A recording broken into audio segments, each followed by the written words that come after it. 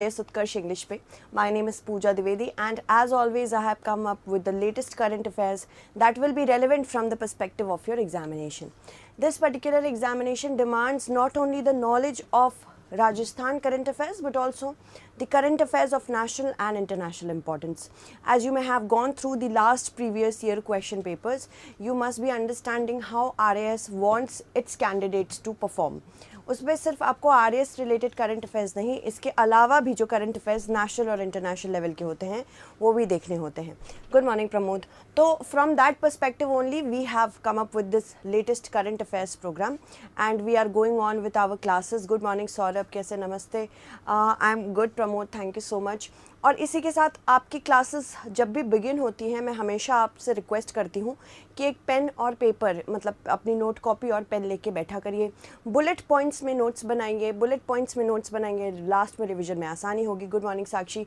ठीक है, so without any delay I would like to engage you with the topics that we are going to discuss. There are 6 topics that we are going to discuss today. We are going to first talk about Bikaner ka 537th foundation day. Thereafter sarpanch is responsible for stopping child marriage, ये भी हम देखेंगे. There is an increase in exports of India's medical consumables and disposable items. Non market economy क्या होती है? Vietnam अभी अपने आप को चेंज कर रही है. Thereafter what is orangutan diplomacy? Orangutan, good morning सभी को. Orangutan diplomacy is a diplomacy that is you can say practiced by the transfer of orangutans, like sending orangutans in the zoos of different countries by another country is like an orangutan diplomacy. That is also going to be talked about. And then we have the Pulitzer Prize of 2024. These many things we are going to discuss. First let's talk about the 537th foundation day of Bikaner. ठीक है, तो यहाँ पे 537th Foundation Day of Bikaner, it is being celebrated on the Vaishak Shukla Tritiya, that is the Akha Teej. And कल ही था वो दिन 10th of May, जब बहुत सारी, जनरली राजस्थान में बहुत सारी शादियाँ होती, पैन इंडिया में होती हैं, बट राजस्थान में भी बहुत सारी शादियाँ होती हैं. And in that manner only supreme court ने, माफ़ कीजिएगा, राजस्थान हाई कोर्ट ने रिसेंटली कहा था कि हम ऐसा होने नहीं देंगे कि चाइल्ड मैरिज हो रही है. प्लस सरपंच की ड्यूटी है, पंच की ड्यूटी है कि भाई आप देखो कि अगर आपके रूरल एरियाज़ में, आपके ग्राम लेवल पे अगर चाइल्ड मैरिजेस हो रही है तो उसको रोकने की आवश्यकता है. गुड मॉर्निंग बीना, कैसे हैं आप? ठीक है, तो Rao Bika who was the 5th son of Rao Jodha, he established Bikaner with the blessings of Karni Mata. ठीक है, in 1488 AD in the Samvat 1545, that is 1545 सुद बैसाख सुमेर, थावर बीज थरपियो बीका बीकानेर. तो ये एक बहुत फेमस सेइंग है, ये पूछी जा सकती है. वैसे आप लोग को तो ये सब नॉलेज में होगा ही कि किस तरह के क्वेश्चंस इंटरव्यू में भी आ सकते हैं. नॉलेज नहीं है तो वो मैं दे दूंगी. ये सारी चीज़ें इंटरव्यू लेवल तक जा सकती हैं. On this occasion khichda is prepared in homes in Bikaner and also kites are flown. We all have seen the movies. In the movies Rajasthan is very specially mentioned when it comes to kites. So I hope you remember that. The Foundation Day of Bikaner is celebrated for 2 days. Remember that. Moving on. Let's talk about a previous year question. Teej Tyohar Bavdi Le Dubi Gangor. You had to write it in 21 words. This is a RAS means question of 2010. Moving on. When was Bikaner established? 1488 AD, 1588 AD, 1388 AD or 1458 AD? Who is going to tell me the correct answer of this question? जल्दी बताइए मुझे correct answer इस question का क्या है. Do tell me really fast. Those of you who are watching, I am expecting an answer for this question. Make sure that you answer this question really quick for me. Come on. The correct answer is okay. Others, 537th Foundation Day. If you just remember 537th, you will be able to answer this question very well. Yes, the correct answer is option A. Let's move on and talk about the next one. Sarpanch is responsible for stopping child marriages according to Rajasthan High Court. Very good Sandeep.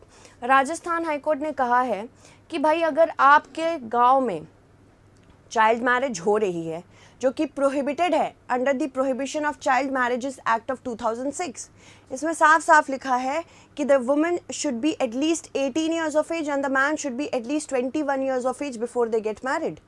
And in Rajasthan, along with many other states, toddlers, for example, a child as young as 4-year-old, they get married at this age, you know, when they want to just enjoy their life, they get married, and this is something that is completely absurd. In many cultures, child marriage is considered really auspicious and a blessing. But eventually, if you are not letting the child develop to form a thought process, how to choose a life partner, which is very important, by the way. It is important that you choose a life partner who, of course, you have knowledge about. Other than this, छोटे छोटे बच्चों की शादी करा दी जाती है. That is not helping India. In India, if we talk about child marriages, they have also come down. But when it comes to Rajasthan, since COVID-19 pandemic, child marriages have increased. And Akshaya Tritiya पे 10th of May जो कल था, इस पे बहुत सारी शादी होती है, as I mentioned. तो उससे पहले एक public interest litigation आई थी कि भाई child marriages रोकनी है. To ban child marriage in Rajasthan, Rajasthan High Court has passed an order. Yeah, they have directed the state government to take appropriate steps. ये भी कहा है कि state ने काफ़ी काम किया है. They have agreed to it. Child marriage is marriage of boys and girls before the prescribed age of marriage, and most child marriages in Rajasthan are performed on Akshaya Tritiya, that is the Akha Teej. The High Court has said that under the Rajasthan Panchayat Raj rules of 1996, it is the duty of the village sarpanch to prohibit child marriage. Section 11 of the Prohibition of Child Marriage Act asks that the village sarpanch, remember, because this is a question that could be asked not only on your prelims but also in your mains. So it is the village sarpanch and panchayat members. They will be held responsible for failing to stop marriage. मतलब यहाँ पे responsibility किसके ऊपर दे दी गई है? Sarpanch and the panchayat के ऊपर. What is the Child Marriage Prohibition Act? ये Act 2006 में पास हुआ था. इसमें गर्ल्स की एज 18 है, 21 ईयर्स फॉर बॉयज़, और इससे ज़्यादा अगर इससे कम उम्र में अगर शादी कर रहे हैं दोनों, तो ये चाइल्ड मैरिज कंसिडर किया जाता है. According to the national family health survey, national family health survey ने कुछ चीज़ें निकाली है, डेटा निकाला है. Child marriage in the country have increase to 26.8% in 2015-16. 26.8% थी, और पर अगर कंपेयर करें 10 साल के टाइम में तो 21% डिक्रीज हुआ है. तो ये याद रखना है. वहाँ उस समय 2015-16 में 26.8% था, बट अभी 10 ईयर्स में हमने देखा कि कितने परसेंटेज का डिक्लाइन है, 21% का. अगेन मैं आपसे रिक्वेस्ट करूंगी कि यहाँ पे डेटा याद करने की ज़रूरत है. जब आप कॉन्सेप्ट अपना क्लियर करते चले जाएंगे. आंसर राइटिंग देखो, मैं इसलिए कहती हूँ स्टूडेंट्स हैं, आंसर राइटिंग इसलिए करो बिकॉज उसमें तुम डेटा तो प्रोवाइड करोगे ही. डेटा प्रोवाइड करोगे तभी तुम्हारा आंसर बाकी लोगों से अलग लगेगा. तो जब उसमें डेटा प्रोवाइड करोगे तो अपने आप इसमें आंसर्स में डेटा याद हो जाएगा. Gender inequality, poverty, lack of education, patriarchal mentality की लड़कियां बोझ होती है, ये सारे थॉट प्रोसेस होते हैं जिसकी वजह से चाइल्ड मैरिजेस बहुत ज़्यादा प्रेवलेंट हैं. कॉन्सिक्वेंसेस क्या है भाई? पहली बात तो जब आपने चाइल्ड को डेवलप ही नहीं होने दिया तो कॉन्सिक्वेंशियल तो होगा ही ना ये. तो चाइल्ड की health, right to health, nutrition, education, protection from violence and oppression, ये सारी चीज़ें भी फॉलोअप होती हैं. चाइल्ड मैरिज की वजह से मेटर्नल मोर्टेलिटी रेट और इन्फेंट मोर्टेलिटी रेट बहुत हाई होता है. रीज़न क्या है इसका? देखो, जब बचपन से ही अगर आप किसी को न्यूट्रिशियस खाना, मतलब छोटे बच्चों की शादी करा दोगे, उन्हें न्यूट्रिशन नहीं समझाओगे, क्योंकि उनको ये एक तो बोझ रहेगा कि भाई मेरी तो शादी हो गई है, अब बहुत सारी जिम्मेदारियाँ, मतलब ये सब बचपन से ही थोप देना उनके ऊपर. और एक यंग एज में कोई मदर बनता है तो ऑफकोर्स उसकी बॉडी रेडी नहीं होती उस चीज़ के लिए. तो यंग एज की मदर्स में मैटरनल मोर्टेलिटी रेट और उनके बच्चों पे इन्फेंट मोर्टेलिटी रेट कुछ ज़्यादा ही देखने को मिलता है. चाइल्ड मैरिज की वजह से health of the both young mother and the child is in a lot of stress. Sexual activity at an early age is also significantly increases the risk of contracting reproductive disorders such as HIV/AIDS. Thereafter बहुत सारे steps लिए हैं government ने in order to stop child marriages, like Beti Bachao Beti Padhao campaign, Sukanya Samriddhi योजना, child marriage prevention and child line assistance helpline number, child marriage prohibition bill of 2021, juvenile justice, ये अभी bill ही act नहीं है, juvenile justice act of 2015. There after NCPCR, Rajasthan ने अपने Rajasthan level पे Rajasthan state child protection society of Jaipur and Rajasthan state commission for protection of child rights लिया है. Now previous year question would be like Beti Bachao Beti Padhao scheme is an important measure to reduce gender disparity. Critically interpret this statement and this is from RAS mains of 2013. इसी की तरह एक pre का section आ सकता है, pre के क्वेश्चन आ सकता है, इसको आंसर करने की कोशिश करिएगा. Under which section of the Prohibition of Child Marriage Act 2006 village sarpanch and panchayat members will be held responsible for failing to stop child marriages? जल्दी बताइए करेक्ट आंसर क्या होगा इसका. Section 8, section 9, section 10 or section 11?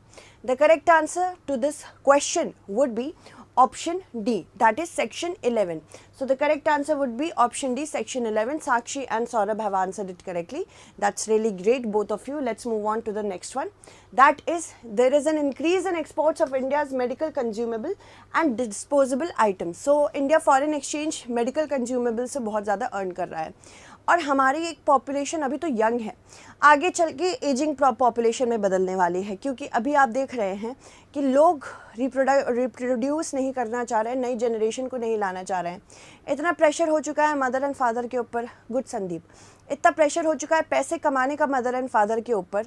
There after raising a child, if you want to give a good life to your child, at least आपको एक अच्छा खासा capital corpus होना चाहिए, 5-6 लाख का, before you begin sending them to school and all that.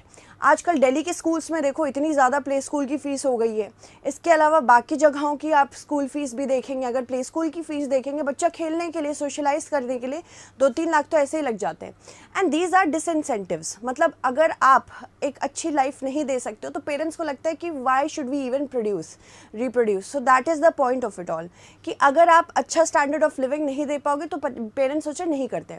उसके बाद अगर आप मतलब फिर उसके बाद आपको लगता है कि इतना काम वैसे ही रहता है, we have our own ambitions, and ऊपर से जो मैरिजेबल एज है वो भी लड़कियों की अब बहुत बढ़ा दी गई है।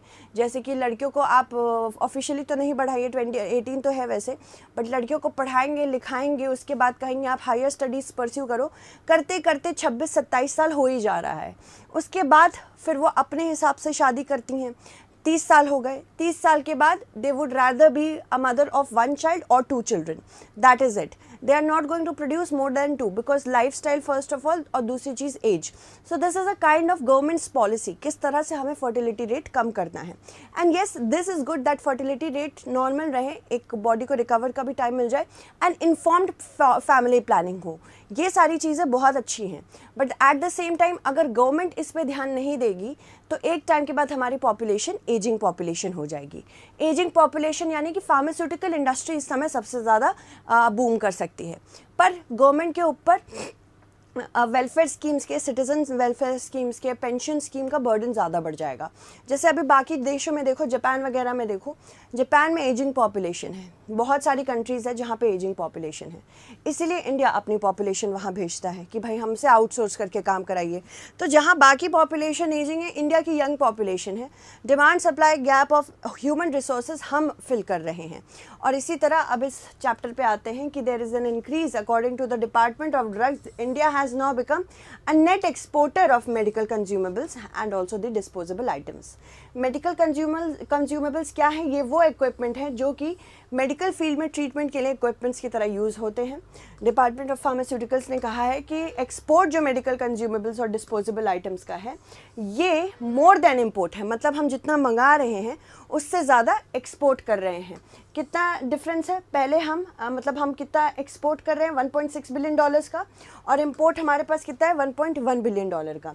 ठीक है, इम्पोर्ट कहाँ से हो रहा है? ज़्यादातर इम्पोर्ट याद रखिएगा, मंगा कहाँ से रहे हैं? यूएसए से मंगा रहे हैं, चाइना से मंगा रहे हैं, जर्मनी से मंगा रहे हैं। मेडटेक सेक्टर यानी कि मेडिकल टेक्नोलॉजी, फिनटेक विनटेक, अब जिसमें टेक लग गया मतलब वो टेक हो गया। मेडटेक की बात करें, जैसे हमारा एडटेक है, एजुकेशन टेक्नोलॉजी, फाइनेंशियल टेक्नोलॉजी को फिनटेक कहते हैं, मेडिकल टेक्नोलॉजी को मेडटेक कहते हैं। तो मेडटेक यानी कि medical technology health care system का ही पार्ट है, जो कि डिज़ाइन और manufacturing of various types of items and products and diagnosis के लिए जो किट्स वगैरह होते हैं उसको प्रोड्यूस करता है। हमने सबसे ज़्यादा कब सीखा? कोविड-19 के टाइम पे। हमारी पॉपुलेशन इतनी ज़्यादा है, हमारे हेल्थ वर्कर्स, जब फ्रंट लाइन वर्कर्स ऐसे देख रहे थे कि कोविड-19 की पॉपुलेशन बहुत ज़्यादा हो गई, अब हमें इससे लड़ना है, तो इंडिया को पता चला कि कुछ इक्विपमेंट्स लैकिंग हैं, जैसे कि पीपीई किट्स लैकिंग थे, टेस्टिंग के जो किट्स थे वो लैकिंग थे, बहुत सारी सिरिंजेस, मतलब बहुत सारे इक्विपमेंट्स डायग्नोसिस के लिए लैकिंग थे। इंडिया ने अपने आप को केओस में बहुत ज़्यादा you can say finish up किया है, जैसे कि आपदा को अवसर में बदला है, और उसी आपदा को अवसर में बदलने से हमारे पास अब क्या हो गया है, हमारे पास एक नॉलेज हो गई है, हमारे पास एक अबंडेंस हो गई है ऑफ द मेडिकल इक्विपमेंट्स जो कि हम बेच पा रहे हैं। मेजर कैटेगरीज इसकी क्या है? डिस्पोजेबल भी है, कंज्यूमेबल भी, जैसे पीपीई किट्स डिस्पोजेबल हैं, consumable other items, surgical instruments और इम्प्लांट्स भी, और इलेक्ट्रॉनिक्स एंड इक्विपमेंट्स भी। इंडिया के मिड टेक सेक्टर की प्रेजेंट सिचुएशन, अगेन ये मेंस के लिए बहुत ज़्यादा ज़रूरी है। मैं आप लोग मुझसे हमेशा पूछते हैं कि क्या it is important to remember facts. Yes, because it will get you brownie points. India का मिड टेक सेक्टर एक्सपेक्ट कर रहा है कि ये ग्रोथ 28% एनुअली जनरेट करेगा और it is likely to reach $50 billion by the year 2030। याद रखना है, हम चाह रहे हैं कि हमारी जो मेडटेक की इंडस्ट्री है $50 बिलियन की बन जाए, US की बन जाए बाय द ईयर 2030, ये याद रखना है। इंडिया 4th लार्जेस्ट मार्केट है मेडिकल डिवाइसेस के लिए एशिया में, याद रखिएगा, पूरे वर्ल्ड में नहीं, एशिया में, ठीक है। 4th लार्जेस्ट मार्केट है in Asia after Japan, China, south Korea. Asia में हमसे आगे कौन है? Japan, China, south Korea. अगर हम बात करें मार्केट जापान क्यों ज़्यादा है, सिंपल सी बात है, एजिंग पॉपुलेशन है इसकी इसलिए, और अगर एजिंग पॉपुलेशन जहाँ ज़्यादा होगी इस वजह से इनके पास मार्केट बड़ा होगा। तो जापान, चाइना भी एज हो रहा है अब धीरे धीरे, और साउथ कोरिया के बारे में तो बहुत सुना है हमने। साउथ कोरिया में तो लोग are voluntarily choosing not to have children, तो यहाँ पे भी बहुत इश्यूज़ हो रहे हैं। की चैलेंजेस क्या है? Indian company mainly low cost products manufacture कर रही हैं, जैसे कि syringes, needles, catheters, blood collecting tubes. Main constraint जो है हाई कॉस्ट ऑफ प्रोडक्शन है, मतलब इनको प्रोड्यूस करने का भी कॉस्ट ऑफ प्रोडक्शन बहुत ज़्यादा हाई है। और कंपेटिटर्स का, बाकी कंट्रीज़ जो सेम फील्ड में ये डील कर रही हैं, इनके पास कंपटीशन यही है कि इनके पास क्वालिटी अच्छी है और कॉस्ट ऑफ प्रोडक्शन भी कम है। इसके अलावा कॉम्पिटिटर्स के अलावा lack of quality and laxity in regulation बहुत स्ट्रांग नहीं है, क्वालिटी ऑफ रेगुलेशन भी बहुत ख़राब है। 65% मेडिकल डिवाइसेस जो मैन्युफैक्चरिंग कंपनीज इंडिया में बना रही हैं, दे डोमेस्टिकली काम करती, दे वर्क डोमेस्टिकली, और किसमें? कंज्यूमेबल सेक्टर में काम कर रही हैं। ये कंपनीज मेनली लोकल नीड्स जो इंडिया में चल रही है उनको केटर करती हैं।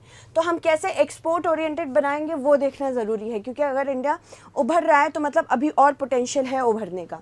प्रोडक्शन लिंक्ड इंसेंटिव स्कीम, इसको लॉन्च किया गया था कि भाई उन डोमेस्टिक इंडस्ट्रीज़ के लिए जो मैन्युफैक्चरिंग कर रही हैं मेडिकल डिवाइसेस में, बाकी सारी चीज़ों में भी, ये ऐसे सेक्टर के लिए किया था कि भाई अगर आप इंडिया में कोई चीज़ डोमेस्टिकली प्रोड्यूस कर रहे हैं तो, और वो एक्सपोर्ट के लिए बहुत अच्छी जा सकती है, तो उसमें हाँ गवर्नमेंट इंसेंटिव देने के लिए तैयार थी। 100% फॉरेन डायरेक्ट इन्वेस्टमेंट अलाउ कर दिया गया है मेडिकल डिवाइस सेक्टर में, ऑटोमेटिक रूट से आएगा, मतलब इसमें गवर्नमेंट अप्रूवल की ज़रूरत नहीं है। अप्रूवल दी गई है 4 मेडिकल डिवाइस पार्क्स को डिफरेंट स्टेट्स में चालू करने की। First national medical device policy 2023 की रिलीज़ भी की गई थी। एक ड्राफ्ट नेशनल पॉलिसी भी आ रही है रिसर्च एंड डेवलपमेंट इनोवेशन के लिए फार्मा एडटेक सेक्टर में। इंडिया के पास एक बहुत अच्छा फेवरेबल इकोसिस्टम है, हमारे स्किल्ड वर्कफोर्स के साथ साथ हमारे पास एक ऐसी पॉपुलेशन है जो इंटरेस्टेड है आजकल रिसर्च एंड डेवलपमेंट में। More attention should be given to the quality देने के ऊपर अगर हम काम नहीं करेंगे, स्पेशली डोमेस्टिक एरिया में, तब तक मेडिकल टूरिज्म भी नहीं बढ़ेगा। इंडिया का काम क्या है? मेडिकल टूरिज्म भी बढ़ाना। पार्टनरशिप प्रमोट करनी चाहिए हर स्टेक होल्डर्स के साथ जो भी मेडटेक सेक्टर में इंटरेस्टेड हैं और ऑफ कोर्स लोकेटेड हैं। इन्वेस्टमेंट रिसर्च और इनोवेशन में इंक्रीज़ करनी चाहिए। चलो, प्रीवियस ईयर क्वेश्चन को जिस तरह का आया था, ये थोड़ा सा आपका क्या पूरा फैक्ट बेस्ड क्वेश्चन है, इसीलिए फैक्ट को याद करना ज़रूरी है। Bag your pardon, which of the following statements is not correct regarding the field of medicine? India is the largest provider of generic medicines globally. India accounts for 80% of the global production in vaccine manufacturing. India ranks 3rd in the world in terms of quantity in production of medicinal products. And 4th, India ranks 14th in the world in terms of value in pharmaceutical products. और question not attempted. इसी तरह एक और question आ सकता है, in the field of medical device manufacturing, the government of India has provided relaxation in FDI through automatic route. For how many percentage? 50%, 74%, 100% और 49%. इसमें से आपको करेक्ट आंसर चूज़ करना है। तो जल्दी मुझे बताइए करेक्ट आंसर क्या होगा? 50%, 74%, 100% और 49%. The correct answer to this question would be option c, that is 100%. 100% would be the correct answer, क्योंकि इसमें लिखा हुआ है ना आपका कि ऑटोमेटिक रूट से कितना अलाउ कर रहे हैं? 100% अलाउ कर रहे हैं, गवर्नमेंट अप्रूवल की ज़रूरत नहीं है। 74% कैसे? यहाँ पे लिखा हुआ है आपका FDI 100%, ये लिखा है ना 100%। इसका दे रहे हो ना आप लोग आंसर? आई होप, शायद हो सकता है पिछले वाले का दे रहे हो।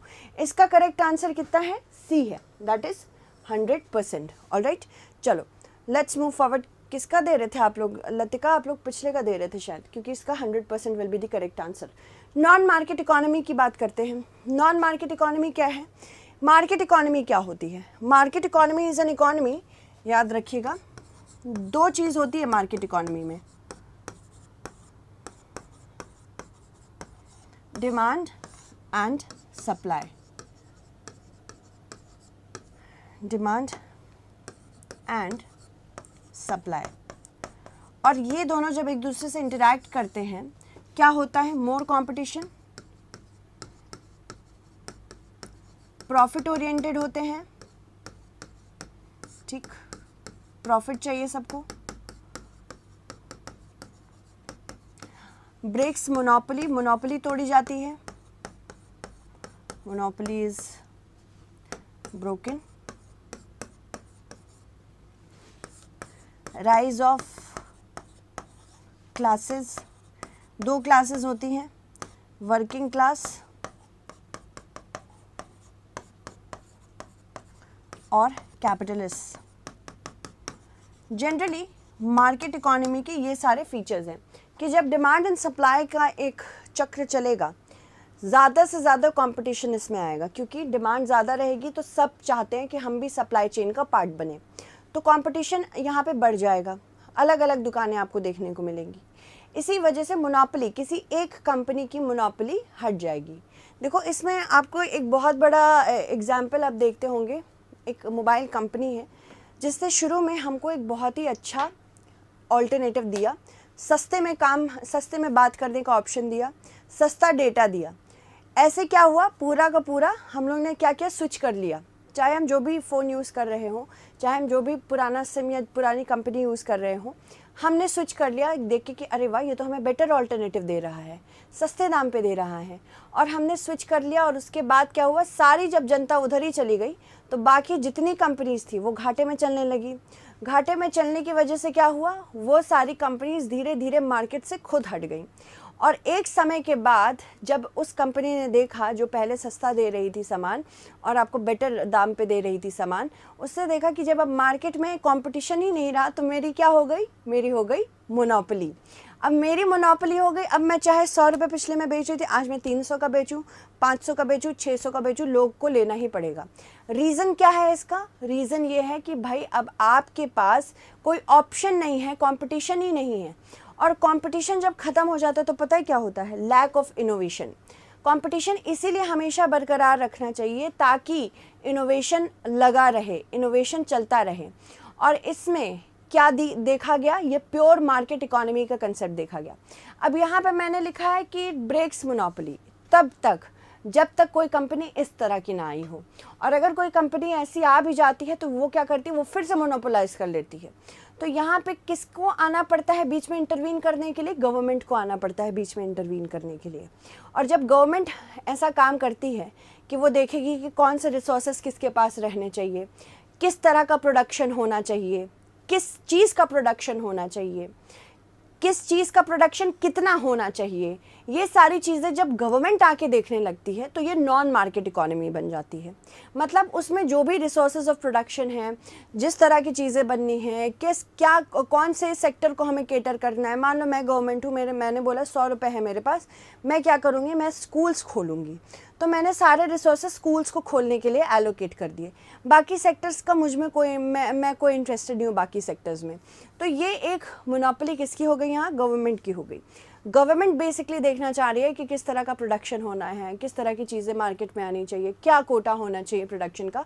This is a non market economy. और नॉन मार्केट इकोनॉमी इसके साथ थोड़ा सा मजबूरी हो जाता है किसी भी प्रकार का ट्रेड करना।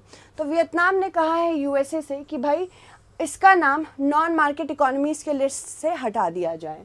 ये कहा इसने, वियतनाम ने कहा है कि इसने सारे वो सब्सटैंशियल इकोनॉमिक रिफॉर्म्स ले आए हैं जो भी एक मार्केट इकोनॉमी के लिए ज़रूरत होती है। अब एक स्ट्रॉन्ग मार्केट ड्रिवन एलिमेंट है सारे क्राइटेरियाज को मीट करके। यूएसए से वियतनाम ने ये रिक्वेस्ट की है। अब in general non market economy एक ऐसी इकोनॉमी है जो कि मार्केट प्रिंसिपल्स यानी कि सप्लाई डिमांड पे काम नहीं करती है, ठीक है। और ये ट्रू इकोनॉमी का जो स्ट्रक्चर है वो नहीं रिफ्लेक्ट करती है, यानी कि डिमांड सप्लाई से ही मार्केट बनता है। इसके बाद इन कंट्रीज़ में गवर्नमेंट सबसे इम्पॉर्टेंट रोल प्ले करती है, जब कौन से रिसोर्सेज किधर जाएंगे, कितना प्रोडक्शन होगा, ये सारी चीज़ें देखने में। जैसे फीचर्स देख लो, गवर्नमेंट ओनरशिप होनी चाहिए इंटरप्राइजेस की, यानी कि सारी कंपनी गवर्नमेंट की होगी। रेट कंट्रोल होगा, प्रोडक्शन का कोटा होगा कि कौन सी चीज़ कितनी बननी चाहिए ताकि सप्लाई और डिमांड को गवर्नमेंट कंट्रोल कर सके, और फिर सब्सिडी भी होगी। बैकग्राउंड की बात करें, जो ये कंसेप्ट है एनएमई का, ये कोल्ड वॉर के टाइम आया था, जब सोशलिस्ट और कम्युनिस्ट कंट्रीज़ बहुत ऊपर उठ रही थी। वो दिखाना चाह रही थी कि भाई यहाँ पे जितने भी रिसोर्सेज ऑफ प्रोडक्शन है उसके ऊपर हमारा हाथ होगा और किसी का नहीं। मार्केट इकोनॉमी में जो भी डिसीजन लिए जाते हैं वो डिमांड एंड सप्लाई के फोर्सेस के थ्रू लिए जाते हैं। बिजनेसेस और इंडिविजुअल्स यहाँ पे फ्री होते हैं, जिस भी तरह का डिसीजन लेने के लिए वो ले सकते हैं। मार्केट इकोनॉमी में बेसिकली जिसकी ज़्यादा डिमांड होगी वही ज़्यादा लोग सप्लाई करना चाहेंगे। लिमिटेड गवर्नमेंट इंटरवेंशन है, प्राइवेट राइट्स ऑन प्रॉपर्टी है, प्रॉफिट बेस्ड बिजनेस एक्टिविटीज़ होती है और बिजनेस कंपटीशन होता है। ये बेसिकली क्या है, ये आपके मार्केट इकोनॉमी के कुछ फीचर्स हैं। अगर हम बात करें relevance of non market economy में, एंटी डंपिंग ड्यूटी उस पर बहुत चीज़, सबसे इंपॉर्टेंट चीज़ बताई जाती है। एंटी डंपिंग ड्यूटी क्या होती है, डंपिंग क्या होती है, उसके लिए ये समझना ज़रूरी है। Dumping is an activity when a country sees that another country is a big market. For example, this is a country that is the market for another country, this is the supplier country. अब supplier देख रही है that this market is cheap, they are lower class and demand is high, तो क्या करने लगेगी, ऐसे चीज़ों का यहाँ पे डंपिंग होना शुरू हो जाएगा। जो चीप मटेरियल होंगे, सस्ते होंगे, अफोर्डेबल होंगे और लोगों को हाई डिमांड में होंगे, ये सारी चीज़ें जो यहाँ पे डंप होने लगेंगी, बाकी जो डोमेस्टिक इंडस्ट्री है, डोमेस्टिक इंडस्ट्री यानी कि जो घर वाली घरेलू इंडस्ट्री है, डोमेस्टिक इंडस्ट्री बेचारी कह रही थी कि हम थोड़ा सा प्राइस ऊपर करके थोड़ी क्वालिटी भी बढ़ा देंगे, पर लोग क्योंकि यहाँ पे लोअर क्लास के हैं, डिमांड भी हाई है और यहाँ पे चीप मार्केट है, इसलिए डोमेस्टिक इंडस्ट्री से ना खरीद के क्या किससे खरीदेंगे, इस कंट्री से खरीदेंगे जो सस्ते में सामान बेच रही है। इसको कहते हैं डंपिंग, ठीक है। अब गवर्नमेंट क्या चाहती है, गवर्नमेंट कहती है कि हमारी डोमेस्टिक इंडस्ट्री को नुकसान हो रहा है और इनको फ़ायदा हो रहा है। फ़ायदा के साथ साथ ये हमारे जो लेबर क्लास को है वो ऐसा समझ रहे हैं कि ये तो हमेशा इसी प्रोडक्ट पर निर्भर रहेंगे। तो यहाँ पे गवर्नमेंट कहती है कि हम एंटी डंपिंग ड्यूटी लगाएंगे। एंटी डंपिंग ड्यूटी यानी कि जब भी ये माल यहाँ से आएगा, इस पे रेट इतने हाई कर देंगे कस्टम के कि यहाँ पे जो चीज़ 100 रुपये में बेचना चाह रहे थे, यहाँ पे ये 200 की हो जाएगी, जिसकी वजह से जो डोमेस्टिक इंडस्ट्री 150 रुपये में बेच रही थी, थोड़ी सी क्वालिटी बढ़ा के लोग ये लेने लगेंगे, ना कि ये। तो एंटी डंपिंग ड्यूटी क्या होती है, ये गवर्नमेंट लगाती है उन चीज़ों पे जो बेसिकली डोमेस्टिक इंडस्ट्रीज़ को डिस्टॉर्ट कर रही हैं। अब यहाँ पे कहा जाता है कि है तो डिमांड और सप्लाई का यहाँ पे पूरा खेल मार्केट में। अगर गवर्नमेंट यहाँ पे एंटी डंपिंग ड्यूटी लगाएगी तो ये नॉन मार्केट इकोनॉमी हो जाएगी ना। आपने अपने पूरी इकोनॉमी को ओपन तो रखा नहीं, गवर्नमेंट का कहीं ना कहीं इतना बड़ा इंटरवेंशन आया तो यहाँ पे एक दिक्कत ये हो जाती है कि इंडिया तो है वैसे नॉन मार्केट इकोनॉमी, पर इंडिया को भी कभी कभी कुछ कंट्रीज़ कहती हैं कि नॉन मार्केट इकोनॉमी में आती है, ठीक है। तो ये तो मैंने आपको बता दिया एंटी डंपिंग ड्यूटी होती क्या है। अगर किसी कंट्री को नॉन मार्केट इकोनॉमी समझना है तो क्या क्या देखा जाता है। देखो, जब भी एक कंट्री नॉन मार्केट इकोनॉमी बन जाती है, importing countries can use prices and cost from a comparable market economy country, इसे सरोगेट कंट्री कहा जाता है, to determine whether dumping that is artificially reducing export price is happening or not, and this often results in higher anti-dumping duties for the enemy country. As per USA ने क्या कहा है, USA designate करती है country को non market economy में कुछ factors पे, जैसे कि करेंसी कन्वर्टेबिलिटी वहाँ की क्या है, वेज डिटर्मिनेशन कैसे होता है, फॉरेन इन्वेस्टमेंट कितना है, कितना स्टेट ओनरशिप है, कंट्रोल क्या है रिसोर्स एलोकेशन का, government influences on prices and output, ये सारी चीज़ें देखी जाती है। वियतनाम अपनी नॉन मार्केट इकोनॉमी का स्टेटस क्यों चेंज करना चाहती है, भाई चाहती है कि बाकी कंट्रीज़ भी हमारे यहाँ इन्वेस्ट करे, बाकी कंट्रीज़ को ऐसा ना लगे कि यहाँ तो गवर्नमेंट ही सब कर रही है तो हम क्या करेंगे इन्वेस्ट करके। मार्केट इकोनॉमी, इंडिया एक मार्केट इकोनॉमी है, USA यही कहती है हमको, और सारे ट्रेडिंग पार्टनर्स भी हमें मार्केट इकोनॉमी ही कहते हैं। इंडिया की सिचुएशन ज़्यादा प्रोफाउंड है। अगर हम बात करें अपने लिए, ये खुद के लिए नॉन मार्केट इकोनॉमी का लेबल नहीं लगाती, पर एंटी डंपिंग ड्यूटीज़ की वजह से कभी कभी इसे एनिमी बोला जाता है। एंटी डंपिंग ड्यूटी मैंने आपको समझा ही दिया है। चलिए नेक्स्ट क्वेश्चन देख लेते हैं प्रीवियस ईयर का कैसे आया था। Mention important measures to improve India's global competitiveness. ये 15 वर्ड्स में लिखना था और ये 2013 का क्वेश्चन है। Which Asian country has recently requested America to remove itself from the category of non market economy? Cambodia, Laos, Vietnam और Myanmar. What is the correct answer to this question? जल्दी बताइए मुझे कमेंट सेक्शन में। Cambodia, Laos, Vietnam या फिर Myanmar, किसने दिया है, किसने रिक्वेस्ट किया है यूएसए से कि भाई हमको नॉन मार्केट इकोनॉमी का कंसेप्ट से हटाओ, हम नहीं है नॉन मार्केट इकोनॉमी अब। Very good Aarti, Sakshi and Saurabh. Vietnam is going to be the correct answer. Very good Sandeep. ठीक है, चलिए नेक्स्ट देख लेते हैं ओरंगुटान डिप्लोमेसी। ये देख लेते हैं, इंटरेस्टिंग है।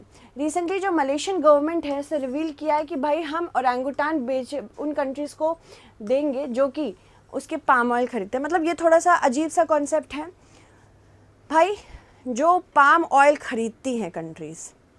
अब यहाँ पे हिपोक्रेसी की भी सीमा होती है। ये देखो, पाम ट्रीज़ के इनका पाम ट्रीज़ उगाने के लिए ओरंगुटान की पूरी बायोडाइवर्सिटी एक तो पहले नष्ट कर दो। ठीक, अब समझो, बायोडाइवर्सिटी नष्ट हो गई, पाम के ट्रीज़ लगे, उससे पाम ऑयल निकाल रहे हैं। हैबिटेट डिस्ट्रक्शन किसका हुआ? ओरंगुटान का हुआ। उसके बाद कहो कि आप इसी ओरंगुटान के डिस्ट्रॉयड हैबिटेट्स के पाम ऑयल खरीदिए और हम ओरंगुटान को भी आपको दे देंगे। What is this? I don't understand. एक तो तुमने उसकी बायोडाइवर्सिटी उससे छीन ली, उसके बाद ओरंगुटान को उस कंट्री को दे दो जो पाम ऑयल खरीद रहा है, प्लस ओरंगुटान वहाँ पे बेसिकली सर्वाइव कर पाएगा कि नहीं कर पाएगा उसकी कोई चिंता ही नहीं है।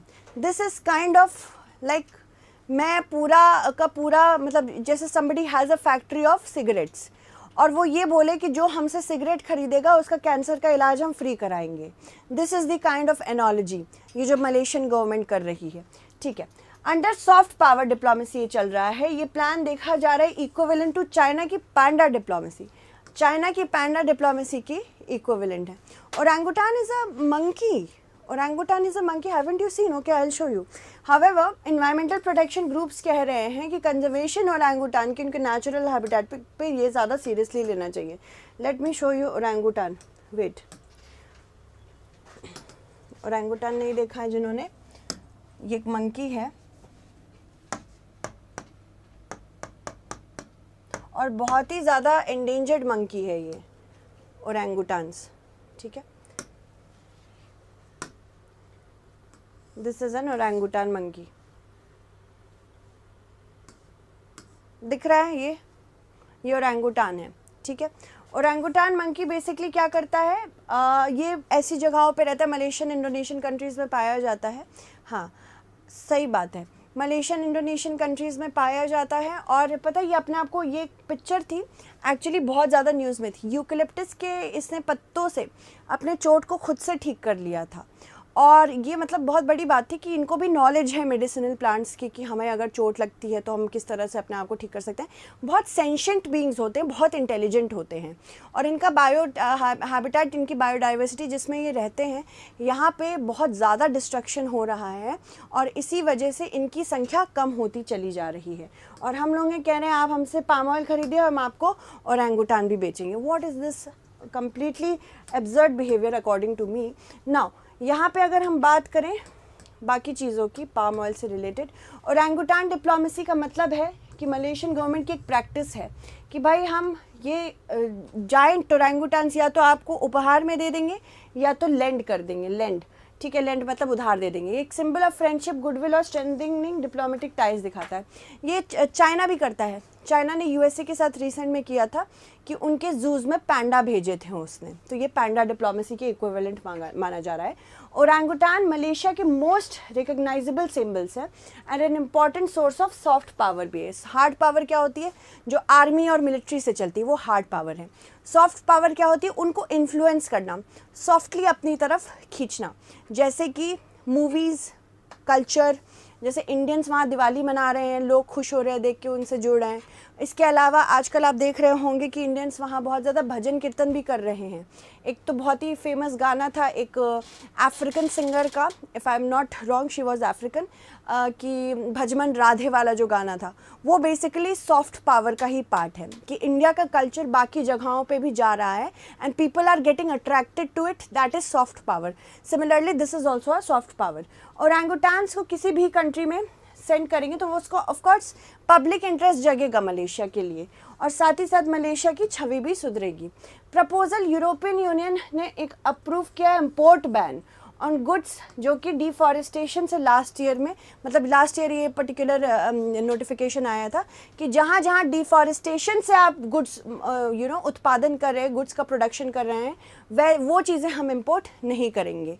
मलेशिया का पाम ऑयल एक्सपोर्ट इससे अफेक्ट हुआ है, इसीलिए मलेशिया ने कहा है कि ये लॉ डिस्क्रिमिनेटरी है। ओके और यहाँ पे नोटेबल है कि palm oil exports are an important part of Malaysia's economy, हम भी बहुत खरीदते हैं। इंडोनेशिया और मलेशिया दोनों मिलकर 90% ग्लोबल पाम ऑयल का प्रोडक्शन करते हैं। बाप रे, इंडोनेशिया और मलेशिया 90% पाम ऑयल का प्रोडक्शन करते हैं। हम भी पाम ऑयल यूज़ करते हैं अपने घरों में। इसके अलावा हम भी पाम ऑयल से रिलेटेड कंज्यूमेबल्स जैसे कि सोप वगैरह में भी यूज़ होता है, उसको भी यूज़ करते हैं। ठीक है, मलेशिया सेकेंड लार्जेस्ट प्रोड्यूसर है इसका। पर्पस क्या है ओरंगुटान गिफ्टिंग स्कीम का कि भाई मैसेज है मलेशिया की, हम मलेशिया अच्छी इकोनॉमी डेवलप करना चाहता है। इसके इन्वायरमेंटल कंसर्न्स सीरियस हैं पर फिर भी एंडेंजर्ड स्पीसीज ओरंगुटान को तो दे ही रहा है। पाम ऑयल एक एडिबल यानी खाने वाला वेजिटेबल ऑयल है जो कि फ्रूट ऑफ ऑयल पाम से निकाला जाता है, ऑयल पाम ट्रीज। ये चीप है और एफिशिएंट है, ये सबसे ज़्यादा वर्ल्ड में इसकी मांग रहती है। इसके अलावा फूड आइटम्स, कॉस्मेटिक्स, बायोफ्यूल में भी यूज़ होता है। कभी कभी पाम ऑयल को ग्रीन डीजल भी कहते हैं। देखो सबसे बड़ी चीज़ तो पता है क्या है, पाम ऑयल को, पाम ट्रीज़ को उगाने के लिए एक बहुत एक्सपेंसिव नेचर का लैंड एरिया चाहिए जो डिफॉरेस्टेशन से आता है, और बोर्नियो और सुमात्रा में बहुत थ्रेट हुआ है इसको लेके। इंडिया भी नॉर्थ ईस्टर्न रीजन में पाम ट्रीज उगाना चाह रहा है कि भाई हम भी अपना पाम ऑयल खुद बना सकते हैं, हम बाकी कंट्रीज़ पे डिपेंडेंट नहीं रहेंगे। दिक्कत यहाँ पे ये है कि अगर हमने ऐसा किया तो हमें अगेन बहुत लैंड एरिया चाहिए होगा जिस पे हम पाम ट्रीज उगा सकें, यानी कि अगेन बायो हैबिटेट डिस्ट्रक्शन होगा। चलिए आगे बढ़ते हैं, नेक्स्ट देखते हैं स्पीशीज़ जो पाम ऑयल प्रोडक्शन से बहुत ज़्यादा इफेक्ट हो रही हैं। देखो palm oil effect 193 critically endangered and endangered vulnerable species. सबसे ज़्यादा प्रोमिनेंट उसमें कौन है, ओरंगुटान है।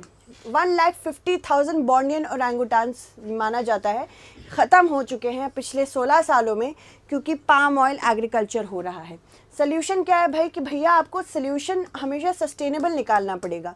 आप अपनी नीड्स पूरी करिए बट दूसरे के डेथ के ऊपर नहीं, दूसरे के एक्सपेंसेस पे आप अपनी नीड्स पूरी नहीं कर सकते because it is not sustainable. मैं बार बार कहती हूँ कि हर स्पीशीज़ हमारे पूरे इकोसिस्टम, पूरे फूड चेन, फूड वेब में बहुत ज़्यादा ज़रूरी है। एक स्पीशीज़ गायब होती है, उस पर निर्भर अनेकों स्पीशीज़ गायब होने लगती हैं। और क्या हम सोचते हैं हम फूड चेन का पार्ट नहीं है? बिल्कुल हम फूड चेन का पार्ट है, कल के दिन हम भी कोलैप्स हो सकते हैं। ओरंगुटान मतलब मैन ऑफ द फॉरेस्ट, मतलब ये इतना इंटेलिजेंट होता है, इसको मैन ऑफ द फॉरेस्ट की उपाधि दी गई है मलय लैंग्वेज में। ओरंगुटान्स tropical rain forest south east Asia में रहते हैं, स्पेशली बोर्नियो, सुमात्रा में पाए जाते हैं। ओरंगुटान 50 साल तक के लिए रह सकते हैं पर उनकी फर्टिलिटी रेट लो है, वंस एवरी 5 to 10 ईयर्स, इसीलिए प्रोडक्शन, इनका रिप्रोडक्शन रेट बहुत हाई नहीं है, इसीलिए ये जब जल्दी ख़त्म हो रहे तो रिप्लेनिश कम हो पा रहे हैं। IUCN स्टेटस इनका समझ लो क्रिटिकली एंडेंजर्ड है।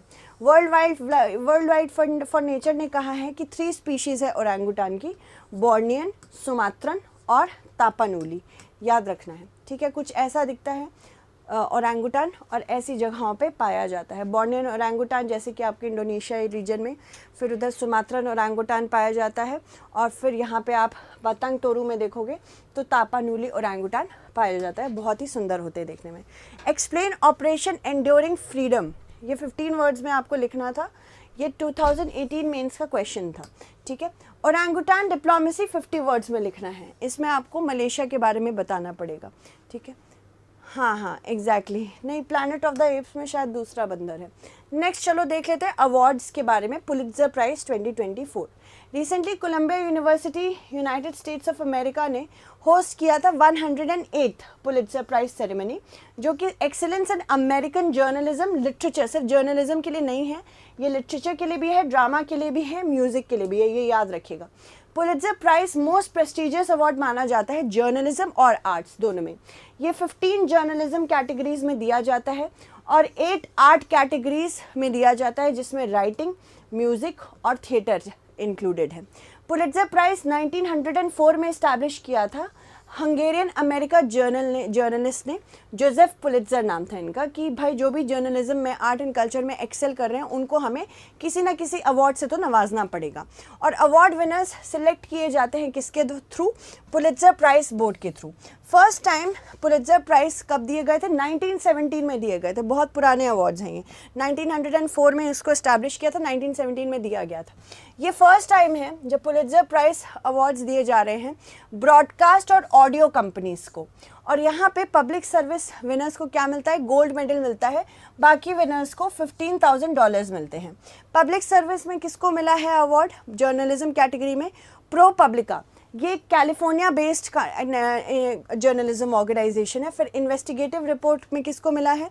हैना ड्रेयर को जो कि न्यूयॉर्क टाइम्स से हैं। इंटरनेशनल रिपोर्टिंग में किसको मिला है?